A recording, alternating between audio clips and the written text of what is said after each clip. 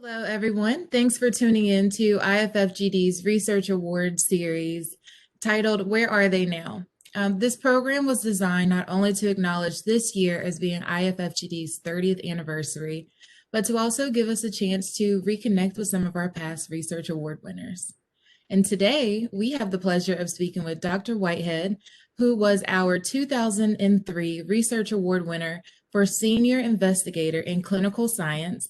And he's also been the chair of the Peer Review Selection Committee for the Research Award since 2018. Thank you so much for joining us today, Dr. Whitehead. Thank you for having me. I appreciate that. Yes, can you please share with us just a little bit about yourself and your current career focus? So I'm a researcher at the University of North Carolina.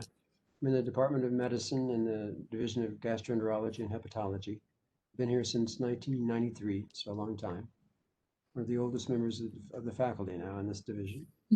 So I'm a full-time researcher, and I currently am working on a multi-center grant to look at treatments for fecal incontinence. We've been working on this disorder for a long time. This is a disorder which is very common, and it's often not recognized by physicians because patients don't talk about it much, even to their physicians. So we think it's a very large problem that affects quality of life. We'd like to see if we can do something about it. So one of the backgrounds of the study is that there are a lot of treatments for it, and some of them work, we know from research, but we don't know which of them works best. So that's one of the goals of the study, is to try to compare them in the same population. That's what we're doing. Yeah, and that's super ironic. Nancy actually founded the organization mainly because of there not being a wide variety of information on fecal incontinence on the websites, or just in general, just not a lot of education. So just knowing that your department is still evolving that area of research focus to help us better understand the common causes and just how to better help these patients cope with fecal incontinence is super cool to know that you're still in that area of focus and providing us with some education there. So I know you've touched on it a little bit of some of the current research focus, but what are some other studies that you might be involved in as well? Right now, this is the only major study we're doing. It's a multi-center study, so it's complex because several centers are involved in it. Pardon me. In the past, we've been involved in studies of irritable bowel syndrome and other functional GI disorders. Done a lot of work on the diagnostic criteria and epidemiology of those disorders. Some of the work that I've done since the award in 2003 has been working with the Rome Foundation for a number of years, about 25 years or so, on the board, and we helped to generate some surveys of the world prevalence of functional GI disorders. And that's ongoing now. We're publishing some of the work currently. Yeah, and so out of all of these research studies that you are involved in, what are some of the things that you hope to gain a better understanding about in gastrointestinal disorders for adults and possibly children? We've been focused mostly on disorders in adults.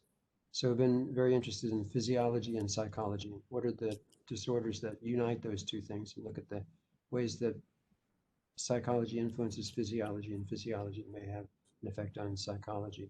So we've looked at disorders which there is this brain-gut interaction, and that's been a focus of much of my research. So we look at fecal incontinence as one disorder which has been very responsive to behavioral treatments, irritable bowel, which has been the focus of much of my research and others, not as responsive, but certainly helped by behavioral techniques as well. Yeah, and what would you consider possibly being your most successful research study, and why? Hmm. That's been difficult to say. I'd say the studies that have had an impact on treatment. So one of the things is the study of irritable bowel syndrome. Done some studies there for treating it, and the IBS is one, but fecal incontinence is another. We worked on that consistently over many years. I think that's a very major area because of the number of people involved in it. Incredibly prevalent. About 10% of the population have some form of bowel incontinence, and has big impact on their quality of life. So we'd like to see what we can do about that. Yeah, improving the quality of life for many patients with gastrointestinal disorders, especially fecal incontinence, is, I think, very, very crucial in research and just finding better ways to help those patients improve the quality of life daily, because obviously we know that GI disorders can have a major impact on their day-to-day life. Mhm. Um, so, what are some other research acknowledgments that you've received other than the IFFGD Research Award? Before we move on to that, I'd like to stop and say that I wanted to thank Nancy Norton for being very instrumental in getting this research started. She was very involved in getting funding started at NIDDK. They continue to make that a priority for funding and have expanded research initiatives a lot in the last few years. So that's been quite helpful. Yes, yes. Other, sorry. I was Uh, agreeing with you. Nancy was definitely a spokesperson to really get this off of the ground for those who are suffering with fecal incontinence. she was. She's done a great job with it. Yes. So other things we've done involve, I guess, the epidemiology of functional GI disorders through the Rome Foundation. Those are big studies of the world prevalence of these disorders. We've done work on that by investigating the diagnostic criteria for these disorders and looking at their prevalence worldwide. I think that's going to have a big impact on documenting the prevalence of the disorders and looking at their consistency across countries. And I think it'll have some impact on etiology and treatment as well. So we think that'll be important to do as well. Yes, yes, we are looking forward to so much research coming out from your lab in particular. What other research award acknowledgments have you received other than the IFFGD Research Award in 2003? Well, several have happened after that, and I've been very grateful for them. One of them is that I've been recognized by the American College of Gastroenterology as a master of the ACG, by the American Gastroenterological Association as a fellow in their association, and a Janssen Award I received a number of years ago as a recognition of my clinical research award. So I've been very fortunate in that, and so I've been very happy with that.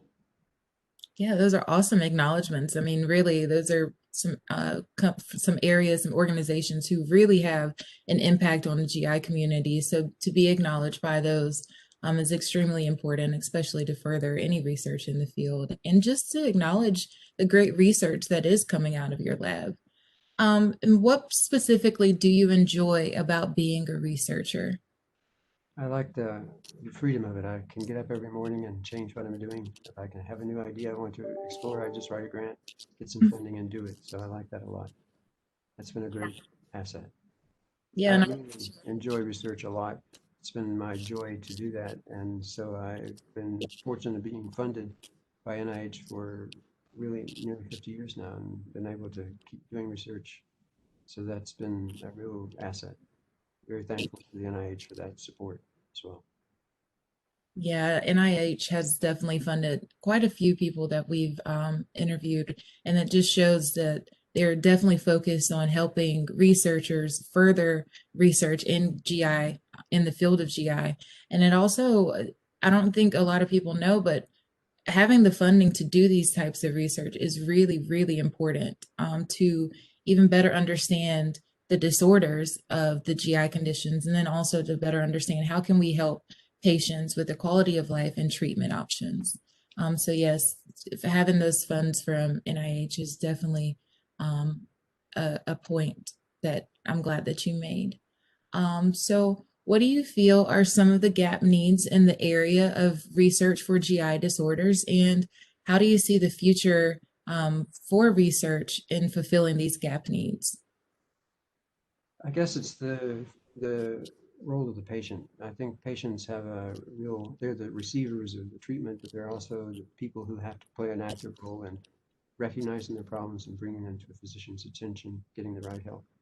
I think that's quite important, and we often don't recognize that. So a lot of the work we're doing now is a focus not only on which treatments work best for severe forms of fecal incontinence, but actually some of the treatment techniques that work to bring patients into the fold, get, get them comfortable with acknowledging their symptoms and talking about them to their doctors. So we think that's quite important. Yeah, and it can be extremely difficult just to talk about some of those um, symptoms that some patients may be experiencing at home. It can be uncomfortable to even communicate that with a physician. So it is important to just make some of those uncomfortable conversations even more comfortable, especially as a provider, and just finding a way to level with the patients to help them understand that you understand. And I think it's just something that we have to raise awareness about. We have to continue to raise awareness about GI disorders so that it's more well known and that patients understand that they're not alone. And I really like that your studies are involving patients even more, and foreseeing that you will involve patients even more, because I, the patient voice is very important in some of these studies. I mean, how can you know what to treat and what should be even research topics without involving patients, right? I think that's very true. We haven't always had a good way of accessing patients, getting their input into research. That's been an important role that psychologists have helped to play in medicine. And psychologists are being more and more involved in medical departments now to help physicians understand that perspective and get them in touch with patients. So I think that's good. Yeah, we are definitely looking forward to even more research studies coming out of your lab and from you, just to further the field of GI. I mean, you've been a part of this. I know you said over 50, you've received over grants from NIH for over 50 years now. So That's probably an exaggeration. It's probably more like 40. 40, but still, that's over 40 years just receiving a grant from NIH. That is extremely impactful in the field of GI. You've done so much, and we are so grateful for everything that you have done to further the field of GI. Thank you. I appreciate that. It's been what I have enjoyed the most in my life. I think I've also enjoyed teaching a lot too, and there have been many good students who've come through the lab and become scientists of their own and accomplished things, so I'm very pleased with them as well. I'll mention a few of them if I may.